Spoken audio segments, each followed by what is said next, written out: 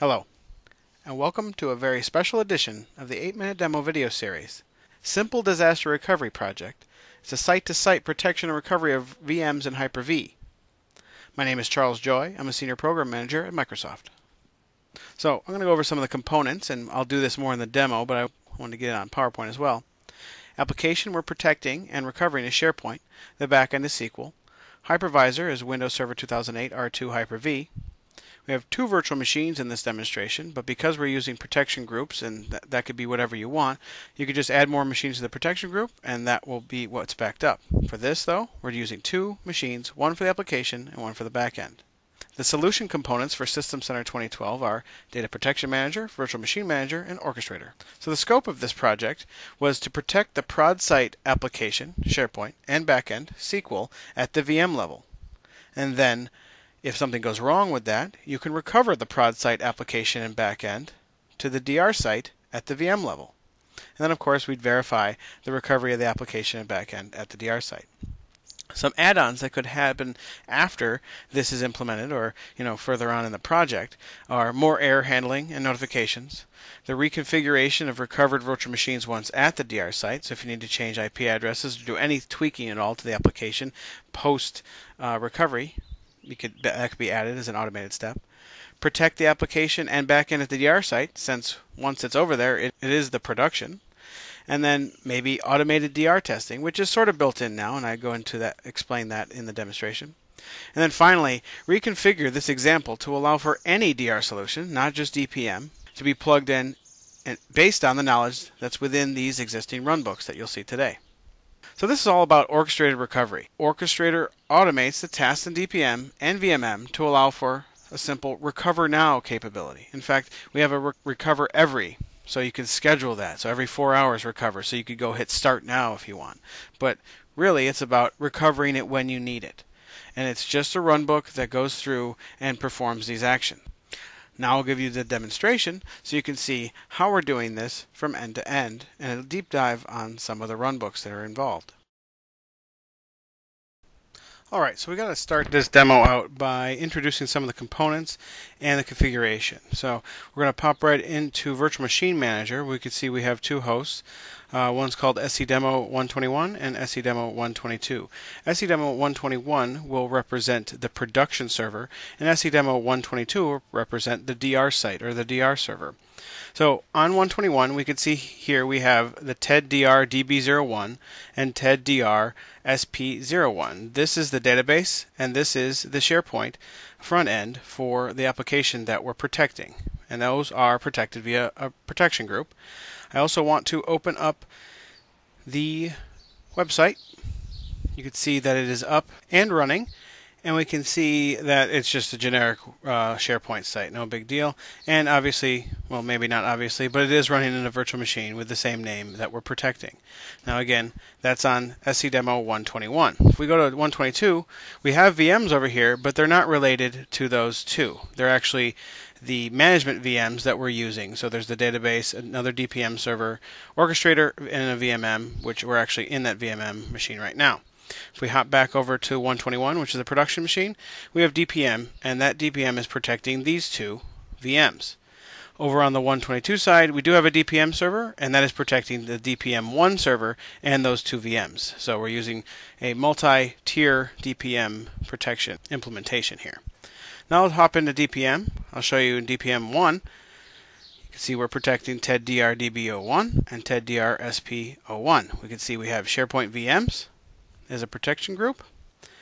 And if we hop over to DPM2, we see that we have SharePoint VMs DR as a protection group, and we are backing up the VMs that are on SC2012, same VMs. So that should be pretty clear.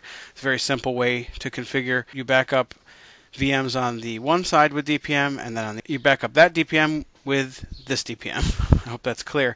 But there are two different DPM environments, and one is on the one server and the other is on the other server. All protecting the SharePoint site front end and a database back end. So since we've looked at Virtual Machine Manager and Data Protection Manager, let's take a look at Orchestrator. In Orchestrator, we have a series of runbooks that handle the disaster recovery. And this is specific to Data Protection Manager, but these runbooks could be created to leverage any backup and recovery system as long as there's an API and Orchestrator can orchestrate the tasks. This is an example of how Orchestrator has orchestrated the tasks of recovery and start of those virtual machines. And you can see I've created a folder structure with the best practice naming convention. So we have a main. This actually initiates the whole thing, and we're passing some variables in. So protection group, which we know, the DR DPM server name, target server, and target location. Now all of these exist as variables down in here. And we can see all of that there. We are leveraging PS-Hyper-V for some of the tasks, but that could be replaced by VMM PowerShell as well. We're just showing the flexibility that you can use with this. All this information is variabilized, so you can just swap this out for the environment that you're dealing with, and you just change the protection group name or leave it the same, whatever. You just put different VMs in that protection group. And of course we have the target server names and the DPM server names and all that. All right. So I have some other runbooks. Obviously this is to kick the whole thing off. Then we have the Recover Now runbook, which is basically takes in that data that we looked at and then initiates the high-level tasks which dig down into the subroutines. There are various number of tasks, and they're all dependent on what you're actually going to do. This is the target. The target for this is DPM as the backup recovery process. So we're targeting DPM in this, but like I said, it can be swapped out for anything that can protect and recover virtual machines. The start process will likely be the same unless you're targeting something other than VMM, which this is obviously attuned to. So we have a start process that's leveraging VMM and the Virtual Machine Manager Integration Pack. As you can see, we have Virtual Machine Manager Integration Pack and the DPM Integration Pack over here, and we're leveraging these quite heavily within this example.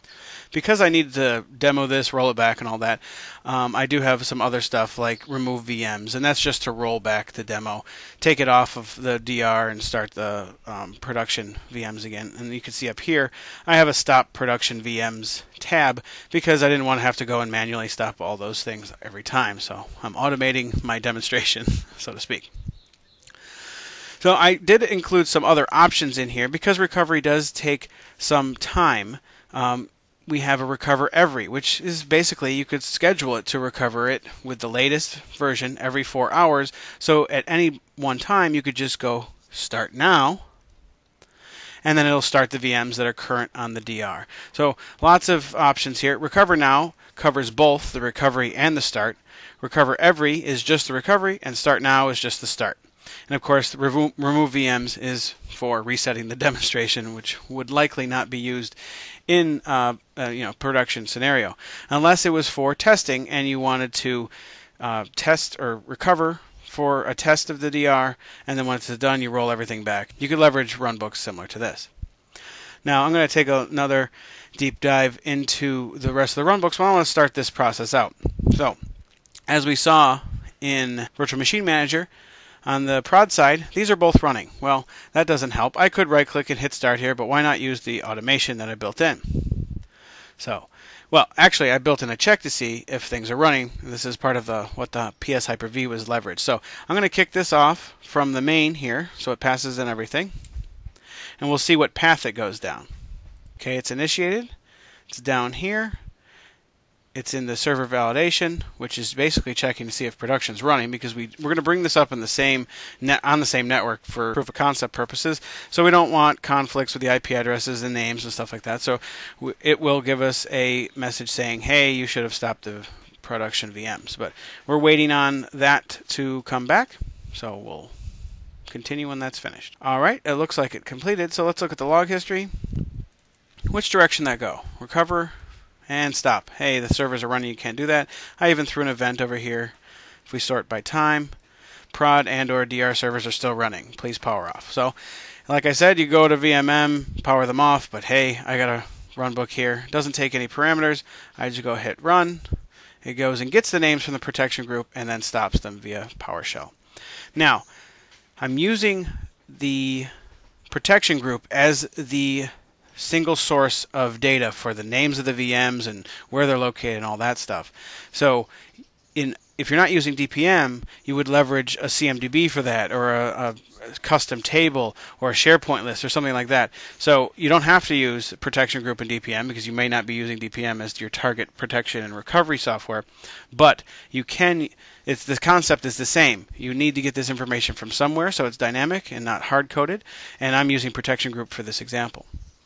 Now let's take a look and see if, obviously that's still running, so it's trying to stop. So let's hop over to VMM, and let's do a refresh and see where that's at. You can see here one of them has stopped, and the other one has some CPU usage over here, so it usually means that it's doing something. So that will be stopped in a couple moments. All right, we can see that that second one is stopped now, and both of them are stopped. And if we went back to the SharePoint site and hit refresh, this will eventually time out, and I'll check back on that in a second. But obviously, if we just hit stop here, that would have been a little faster than waiting for the runbook in some case. But what if you had a whole bunch of them, or you weren't connected to that machine? This is just a demonstration, and it's showing that you can automate other steps is certainly not a bad thing. So this whole process takes about 30 minutes to do the recovery and start up. So I'm going to be talking through the runbooks in more detail during that time, and then I'll cut out the extra in post-production. It looks like that SharePoint site is having some trouble, as it's down right now. And if we notice that it was down, and whatever your time frame is, whatever the backup windows you configure and all that, obviously at this point we can go ahead and trigger this Recover Now runbook, which I will do now. So I've kicked that off again. We'll see this started, and we'll see in Recover Now started.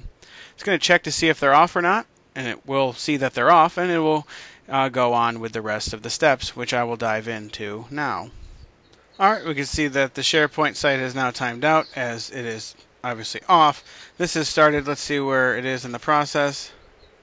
Looks like it's made it a little way. It's validated that the server's off. It did invoke get data source inquire, which was something for DPM to make sure it knew of its data sources, like the D drive on that server. If it had never been validated before, that will do it. Now it's in the VM recovery step, which is down here. And we can see that it's in here, and it is currently verifying. It's in the loop for verifying completion. So it initiated the invoke recovery runbook, and it's just doing this. It's getting the recovery point that we've configured and then recovering the virtual machine. And this runbook here that's making sure everything's working is getting the information from the protection group, which we've put into a subroutine here, which is just getting the VM names from the protection group and returning that data. And then it sets the completion counter, which uses the count of the virtual machine. So if you have 1, 10, 15, doesn't matter. Sets that completion counter, and then it kicks this off, just basically fires and forgets, and then we wait on the completion using a counter. We're looping to make sure this counter goes from 10 or 2 or 5 or whatever it is down to 0. So this guy is going to loop, and once it's finished, it's going to return data.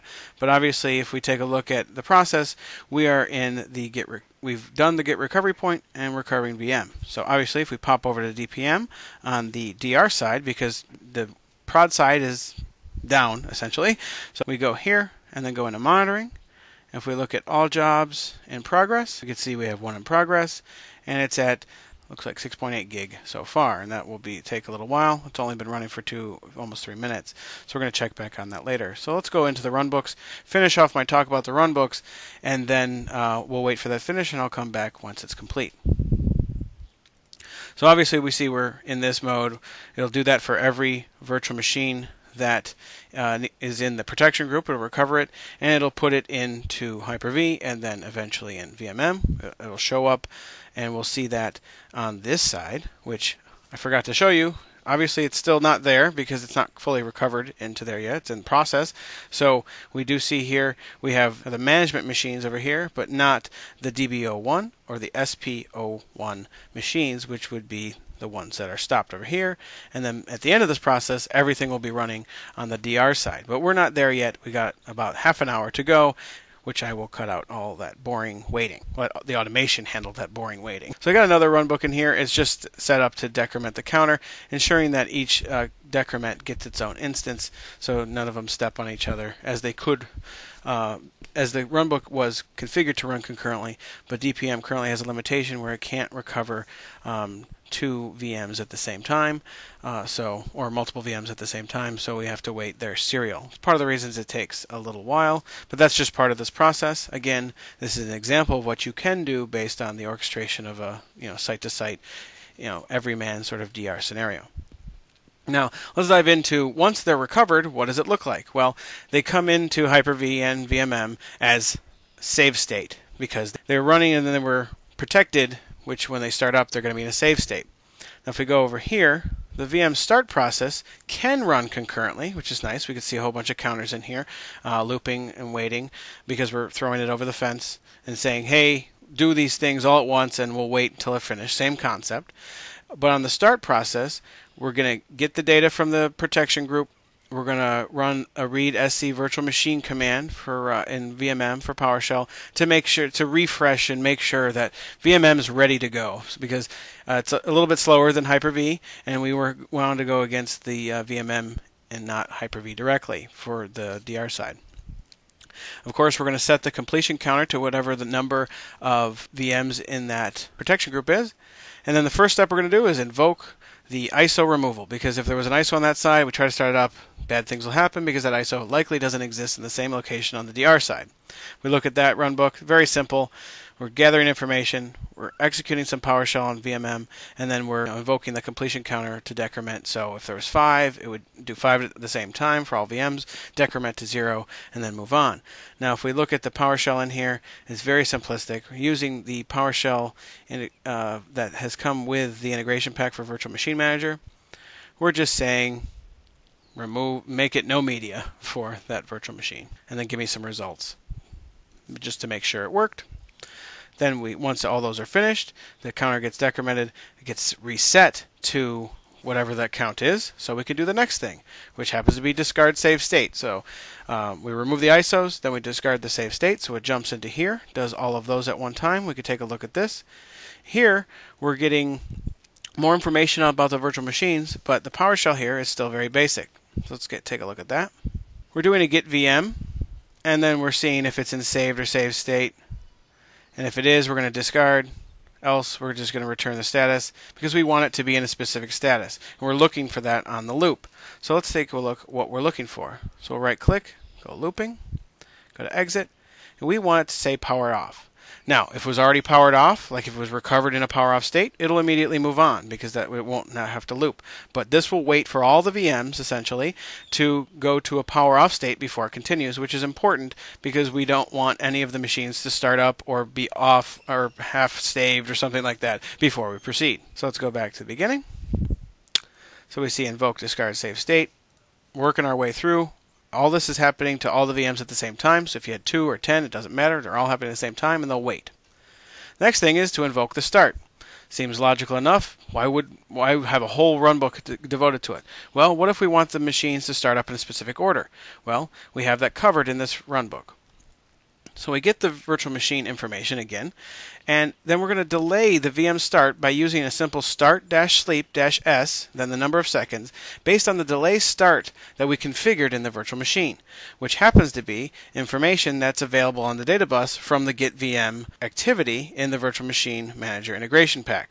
All right, so that's a clever way. You just have to pre-configure those VMs to have delays, and then whatever the delay is, all of them will try to start at once, but the runbook will pause for the ones that need to start up later. So if you configure 10 VMs, each with different delay start times, obviously the closest to 0 will start first, and the closest to the longest time that you've set up will start last. So that's our clever way of starting things in order, and all you have to do is in Virtual Machine Manager is configure the delayed start value for each VM. If we could take a look at those on this side, we'll go to Properties, go to Actions. You can see this one is DB01, which we'd want to start up first, has a delay startup of 0. But if we check on the other one, SP1, Properties, and go to Actions. We see the delay startup for this one is 600 seconds. So it will wait 600 seconds based on the run book here, because that 600 will be here, and 0 for the other one. And then it'll start the DB up immediately and wait 600 seconds to start up the SharePoint machine. So that you can configure that for any dependent VMs that need to start up in this particular order. So we're not quite on the start process yet, but that's basically, we go back to the beginning. That is it. Once it's finished with the start and verifies that's complete, we go back and it goes back up and feeds information into the Recover Now. Says, I'm done with the start process. It'll send an alert whether it's successful or it failed for some reason. We're capturing that information. This doesn't have a lot of error handling in it, but it does have it in some of the key areas. So let's check back on DPM and see how it's doing. So it looks like it's on the second one because we're at 0 meg and it's been at 39 seconds. I don't think anything failed, which is good. Now let's see all jobs. So let's go to today's jobs and we can see completed, and we can see some stuff backed up earlier, and we did a recovery which finished in 9 minutes and 48 seconds on the TED-DR DB VM, and in progress right now obviously will be the SharePoint one, and we can see that that's the SharePoint one down there, which is looking good, and it's transferring. It's been a minute and a half now, and we're chugging right along. So this is where I'm going to let this finish, and I will be back with you when this has been recovered, and I'll show you a little bit what's going on with the start as it's running. We're over here in the Recover Now in Invoke Recovery. If we pop down in here, we can see that we're just waiting in the loop here for verify completion. So once that happens, we'll be finished. We'll check back at VMM. Oh, there's the two machines in a save state, which is what we want. And so once it's recovered and this is finished, we will see, oh, it looks like it's finished as well. So that's good. Took a little while, and it did return the data. And let's check back on the Recover Now. It's in the start process. So if we go to start process, we can see that it is running its read SC virtual machine command to make sure things are in VMM. So we'll wait for that to finish. Well, it looked like that finished very quickly, actually, and it didn't have any ISOs to remove, so it moved right along to discard save state. So if we look over here, oh, we caught it just in time, I think. You see both of those stopped at the same time because we removed the save state, and we can now, if we refresh this, we can see that we're on the start, which if we go to that runbook, we can see we are getting the VM information right now for both at the same time. Obviously, one has the 600-second delay, the other one does not. You can see the one that dropped off really quickly. It's already started, so let's go check that out.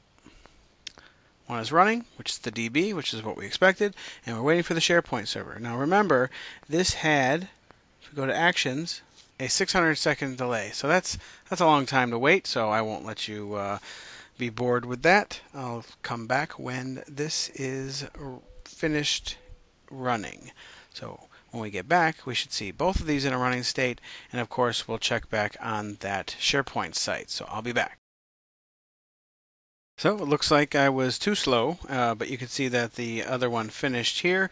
And if we go back up to the actual process here, we can see that that completed as well, all the way down through to returning the data. So if we go back up to Recover Now, we can see that it's completed. Check the log history, and we can go to the most recent one, recovery successful. If we go to the events, we can see that there's the one where prod and DR server is still running, and here's the one recover VMs were successful. So that's great.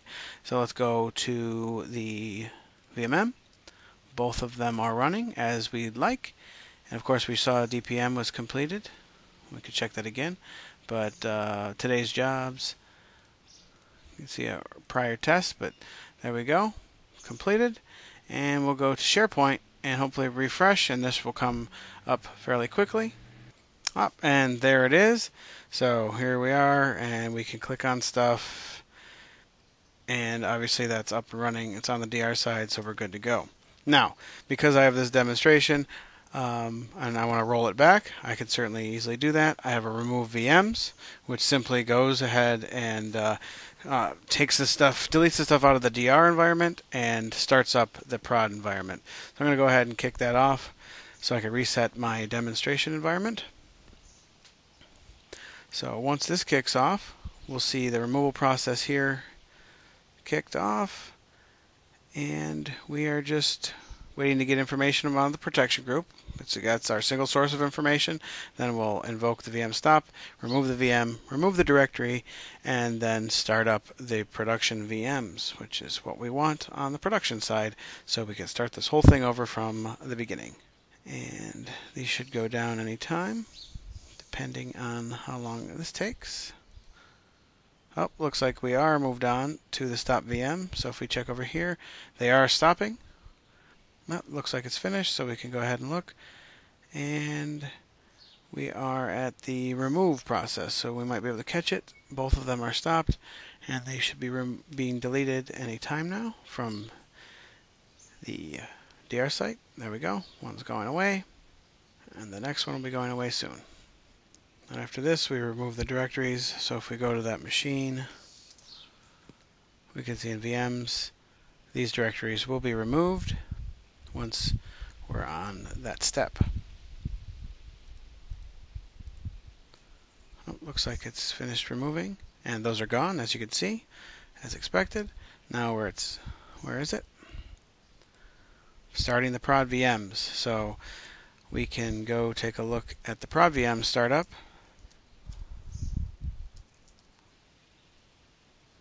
And they're already started, which is good. And of course, we can go, this guy will have gone down, obviously, and now it will be back up. But we don't need to wait for that. We can see that in Orchestrator that this completed successfully. And if we go back to the remove VMs, I bet it says remove successful. Sounds good. So if we pop over to events, we get each one of our events for our different parts of the demonstration. Still running, recovery successful, removal successful. So now we're back at square one, and I could demo this again. But since I have the video, I won't have to do that as much, since you guys can go ahead and play this as much as you want. Alright, so let's just go back, check on that SharePoint site. Oh, it's back up. Obviously, from here, we are running on the prod side. SC2012, and if we go back to VMM, that is not running on SC2012. So runbooks don't lie, SharePoint doesn't lie, it's back up, it's working. So this has been a very simple DR example solution using System Center 2012 and Windows Server 2008 R2. I hope you enjoyed this, and I hope this gives you some idea of what's possible with v.Current technology and what you have and likely own today. Thanks. We certainly appreciate you watching. Thank you.